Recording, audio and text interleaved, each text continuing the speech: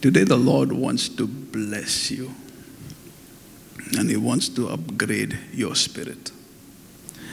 Ministering unto God is the highest calling. Many people do not know what they want from God because they don't know what they are pursuing. Moses and Elijah, however, are a different story. When they walked in their mortal existence, they began to find an obsession. They began to pursue something. And in their pursuit, they began to find what they were seeking after. The objective of a Christian is not to only seek first the kingdom. The objective of a Christian is to find the kingdom. The objective of a Christian is to not only receive a promise, but it is also to obtain a promise. This is the Christian life. What we seek, we can find. This is the testimony of Moses and Elijah. What they were searching for, they found. If you do not know what to pursue, find someone that knows what they're pursuing. If you do not know what is the calling in your life, find someone who has found out the reason why they are living and submit to their vision. Good place to say amen. Because Joshua found his calling when he pursued a man who had the mysteries of God within him. Joshua found his calling when he followed Moses. Elisha finds his calling when he pursues Elijah. If you do not know what you are searching for, submit to a greater vision, and you will find the exact reason you are breathing for. Luke chapter 9, verses 30 and 31. And behold, there talked with him 2 men, which were Moses and Elias, who appeared in glory, and spake of his decease, which he should accomplish at Jerusalem. There are 2 men who appeared in glory. Glory is a product of the nature that you carry. Glory is a product of the nature that you carry. You do not get to appear before Christ, who is the brightness of God's glory, until you appear in glory. Many wait to encounter God, but that encounter doesn't come until they know what nature they are walking in. You do not get to appear before the glorified Christ until you also are a man who appears in glory. There was a season in the life of Moses where Moses could not face God, where in order for God to appear before Moses, God had to take him and hide him in the cleft of a rock. And now he is in a season where he is appearing in glory, no longer needing to be hidden. Because now he doesn't walk in the nature of his flesh. Now he walks in a different nature. Glory is a product of the nature that you walk. The weight of God is here. The weight of God is here. Can you pray in the spirit and say, Lord, upgrade my spirit? Marakatiraba. Ribatara kaborosa karabatre kisiti rabase rabase. Marakatara kabotala rabasiti rabakaboroso. In Jesus' name. Exodus chapter 33, verses 20 to 23. And he said, Thou canst not see my face, for there shall no man see me and live. You cannot see my face because no man can see my face and live. That's the reason why Moses did not argue when God told him, you have to die.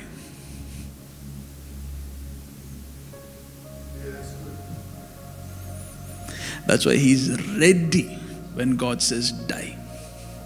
Because he knows what's going to happen after I die. He knows when I die, I see his face. So he's not bothered by him leaving earth. Because he knows if I die, I go into my promised land. And my promised land is to see his face. My promised land is not the land that was promised to Abraham. My promised land is to see his face. Exodus chapter 33, verse 21. And the Lord said, Behold, there is a place by me, and thou shalt stand upon a rock. Verse 22. And it shall come to pass, while my glory passeth by, that I will put thee in the cleft of the rock, and will cover thee with my hand while I pass by. And I will take away my hand, and thou shalt see my back parts, but my face shall not be seen. God told Moses, no man can see my face and live. But God desired to show him. I love this God. Your God is not playing hide and seek. Your God loves revealing himself. Your God takes pleasure in revealing himself. But the issue is not God revealing himself. The issue is the nature you're walking in. Because God tells Moses, if this happens, you will die. And Moses is, I'm ready to die. Because he knows his pursuit is eternal. He knows his pursuit of God's face. His heavenly journey begins now. His pilgrimage begins now. Your walk with Jesus is a heavenly pilgrimage now.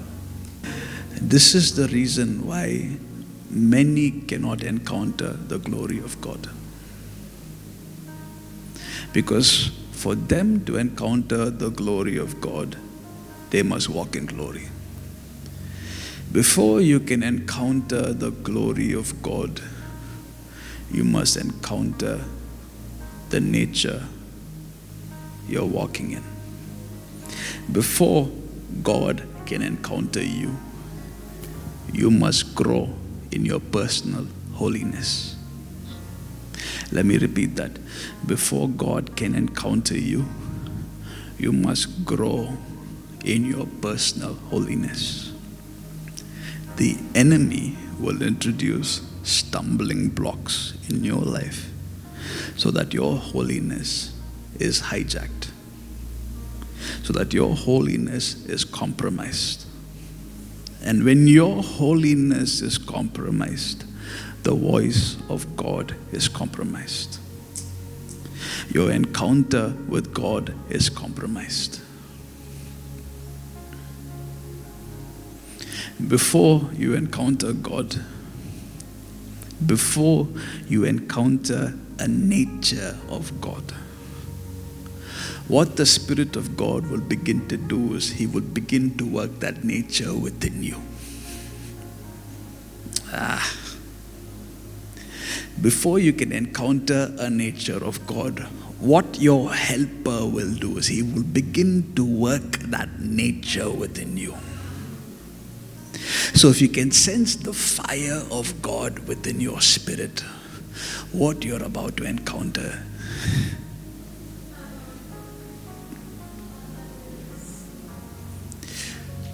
the Holy Spirit is the greatest helper, and he is the greatest encourager for you to encounter God. Repeat after me. I can never be satisfied with my current standard of holiness. I can never. So in one season, you can watch some things and you can get away with it by repenting.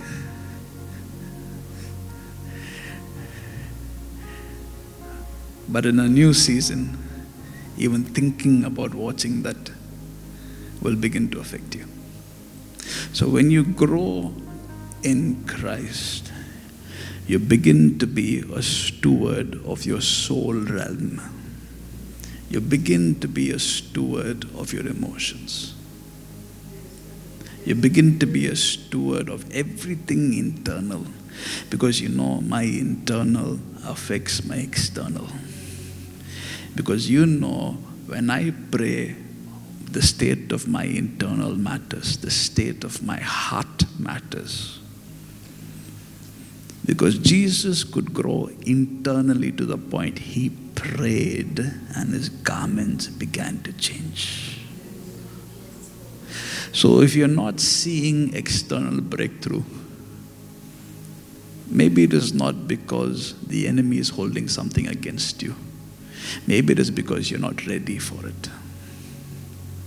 Maybe it is because you need to steward your soul to say, even if this blessing comes to pass, my pursuit does not change. Even if this upgrade comes, my pursuit does not change. Even if I get $1 million, I know how bankrupt I am in the spirit. And I will not stop pursuing him until I find him. Ministers of God are a rare breed. That is what he's molding you to be. What is preventing you from obtaining a promise is stumbling blocks. 2 Corinthians chapter 7, verse 1.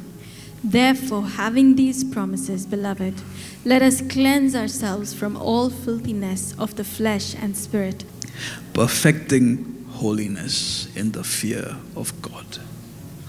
That means having a pursuit where I find out what Jesus likes and where I find out what Jesus hates.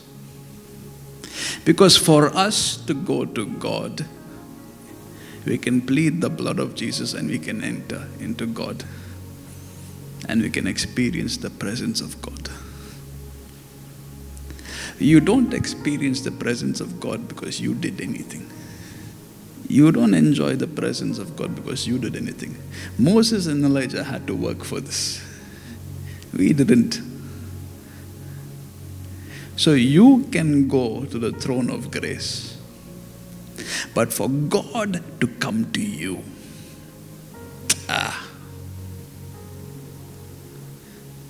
but for God to come to you,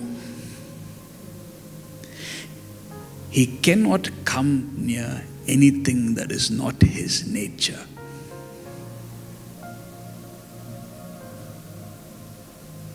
He cannot come near anything that is unholy. But to have the assumption that you can live however you want and you can hear God is absurd. Because for you to appear when Christ is glorified, you also must appear in glory. Church, listen to me. If we are to be caught up when Jesus is coming. We have to be holy.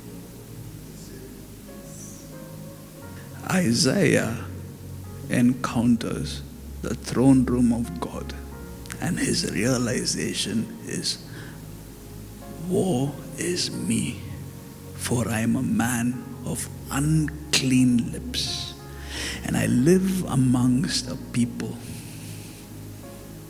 that are unclean, and my eyes have seen the Lord. And God's antidote for Isaiah is, you must be like I am. You must carry what this environment is carrying. And the angel takes the coal of fire that qualifies him to be a minister of fire before the all-consuming fire. You cannot stand before God until you carry his nature. Next time the enemy tempts you with anger, remember and remind yourself what nature you are a part of. Next time when a craving of your flesh comes, remind yourself what this is going to steal you from. Because the enemy is threatened by you carrying the nature of God.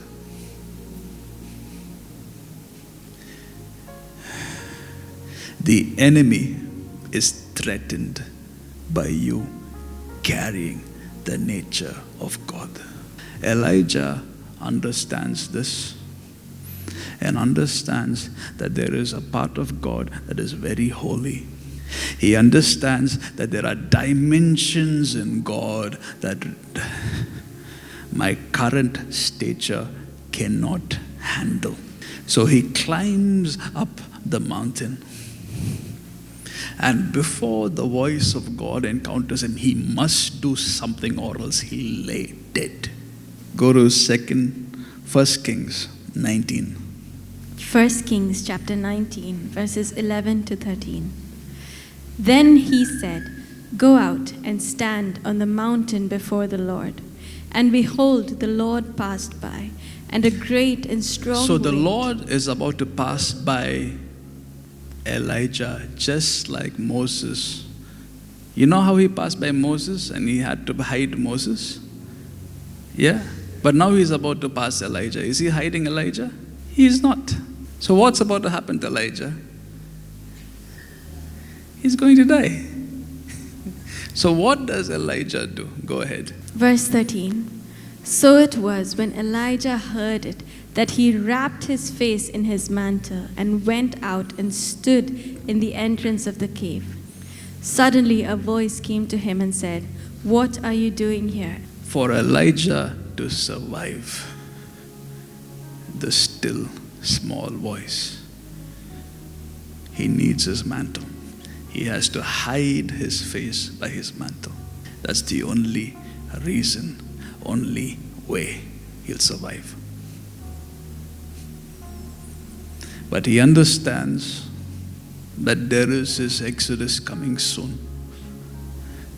And when his exodus comes, he can throw away this mantle because he is going to take another nature. And with this nature, he will appear in glory, not having to hide his face. He can stand before God with his face shining before him. These are men who appear in glory. Their glory by which they appear is a product of the nature that they walk in. Jeremiah says, "Who has stood in the counsel of the Lord to see and to hear him?" To stand in that place requires you to carry his nature. This is why when it comes to hearing God, it is very important we understand to not listen to your heart. What did I say? An immature child of God will make a decision because they sense peace in their heart.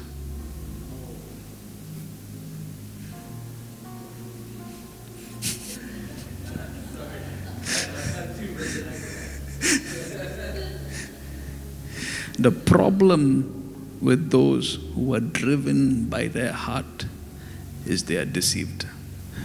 The Word of God says the heart is deceitful above all else. Do you know the amount of people I know who have married because they felt peace, and their marriage today is in pieces?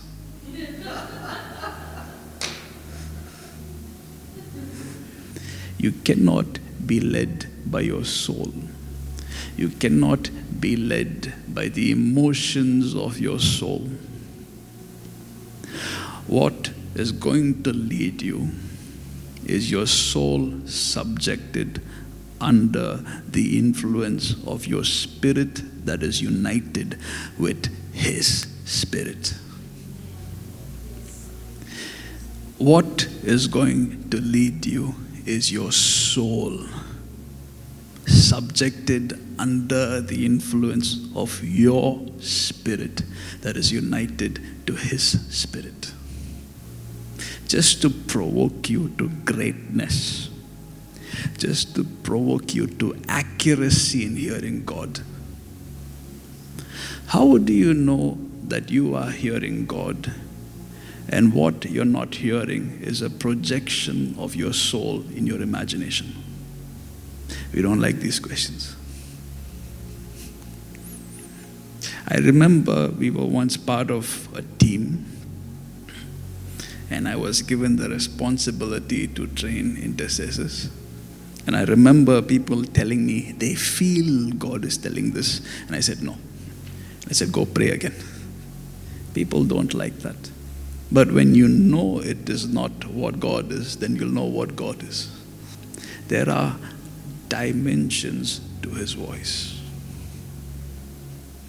It is not always a still, small voice, but a still, small voice is an entrance to greater dimensions.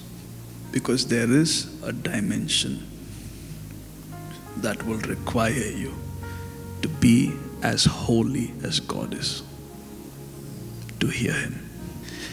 Your spirit is being upgraded. Your spirit is being upgraded. I'll tell you why.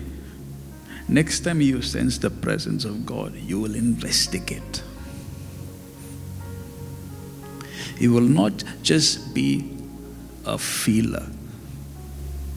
You'll be an intelligent child of God to say, tell me, Lord, I'm here. And if you miss it, you'll go back to saying, God, come. And you'll go back to checking, am I still sensitive to His presence? Because if you can be sensitive to His presence, you will have access to His voice.